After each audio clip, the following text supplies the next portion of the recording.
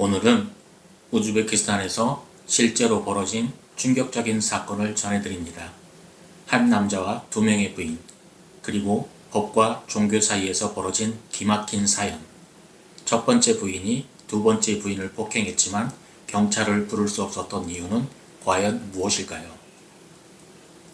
첫 번째 부인은 요즘 남편이 집에 오지 않는 것에 불만이 많았습니다. 남편은 결혼한 이후 다른 여자를 만나 두 번째 부인과 동거를 시작했죠. 그런데 남편은 첫 번째 부인보다 두 번째 부인과 함께 있는 시간이 더 많았습니다. 이건 말도 안 돼. 남편은 내 남편인데 나를 완전히 무시하고 있어. 결국 참을 수 없었던 첫 번째 부인은 자신의 언니와 함께 두 번째 부인이 운영하는 가게로 찾아갔습니다. 부인은 가게에서 손님을 응대하고 있었습니다. 그때 갑자기 문이 벌컥 열리며 환한 얼굴의 첫 번째 부인이 들어옵니다. 내년이 내 남편을 독차지하고 있지? 갑자기 그녀는 두 번째 부인을 마구 폭행하기 시작했습니다. 가게 안은 아수라장이 되었고 주변 사람들은 놀라서 지켜봤지만 아무도 말릴 수 없었습니다. 두 번째 부인은 심하게 다쳐 병원에 갔지만 경찰에 신고할 수 없었습니다.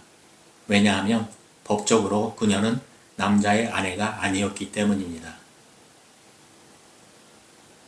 우즈베키스탄에서는 종교적으로 일부 다처제가 인정되지만 법적으로는 불법입니다. 만약 두 번째 부인이 경찰에 신고하면 그녀가 불법적으로 동거하고 있다는 사실이 밝혀지게 됩니다. 그리고 법에 따르면 남편과 두 번째 부인은 각각 3,000달러, 총 6,000달러의 벌금을 내야 합니다. 심한 경우는 구속까지 될 수 있습니다. 벌금을 내면 두 사람은 더 이상 함께 살 수도 없습니다. 결국 두 번째 부인은 신고를 하지 못하고 참을 수밖에 없었습니다. 남편도 답답했습니다. 첫 번째 부인이 두 번째 부인을 폭행했지만 그렇다고 첫 번째 부인을 폭행할 수도 없었습니다. 남편이 할 수 있는 방법은 오직 이혼뿐이었습니다. 하지만 그마저도 쉽지 않았습니다.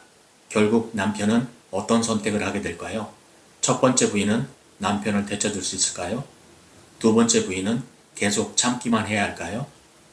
여러분이라면 이 상황에서 어떻게 하시겠습니까?